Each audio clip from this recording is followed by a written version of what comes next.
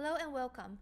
In this short video, I'm going to walk you through the exact steps to redeem your Google Cloud credit for our workshop. By the end of this, you'll have a ready-to-go Google Cloud project to complete your lab without needing a credit card.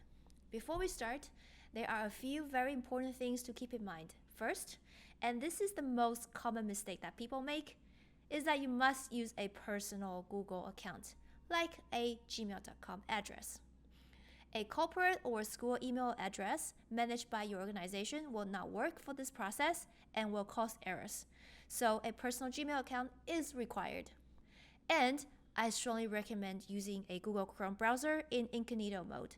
This creates a clean session and prevents any conflict with other Google accounts that you might already be logged into. This is the best way to ensure a smooth process. And finally, you should have received a special link for this event. It will look something like try.gcp.dev/e followed by an event code. If you don't have this link, please reach out to your workshop instructor, or if you're watching this on YouTube or on our website, reach out to me in the comment section. Okay, let's get started. I have my event link copied. And next, in the Chrome Incognito window, paste your event link into the address bar and hit enter. You'll immediately be taken to a Google sign-in page.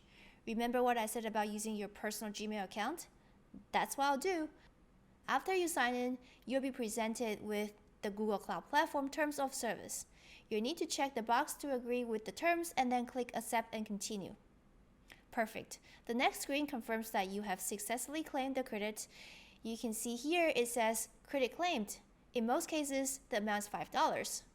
This means the credit is now tied to your Google account. But we're not finished yet. The credit exists, but they aren't attached to anything we can work with. We still need to create a project that can use these credits. A project is like a container that will hold all the cloud resource we created in the lab. To do this, we need to go to the main Google Cloud console. The first thing we need to do is to create a new empty project. Look at the very top of the page in the main navigation bar. You should see a drop-down menu that likely says Select a Project. Go ahead and click on the project selector. In the window that pops up, look at the top right corner, click the New Project button. Okay, this is where we'll set up the new project for the lab. First, give your project a name. For now, ignore the organization, just give it a name and click Create. It will take a moment for the project to be created.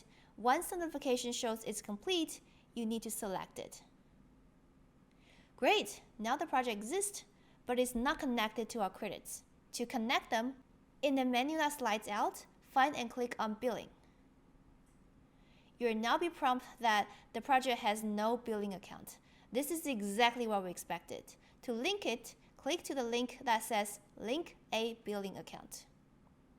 You should see a drop-down menu, click on it, and you should find an account that names something like Google Cloud Trial Billing Account. Now, sometimes the account doesn't appear immediately. If this list is empty or you don't see a trial account, don't worry. Just wait for about 30 seconds and then refresh your browser page. It should appear. Once you've selected the correct trial account, click Set Account. Excellent! The project is now linked. To confirm that the $5 credits is applied, look at the menu on the left-hand side of the billing page and click on Credits. And there it is. You can now see your $5 credit listed and active. Your project is fully set up and ready for the lab. Great, you're all set. Thanks for watching. Enjoy the lab.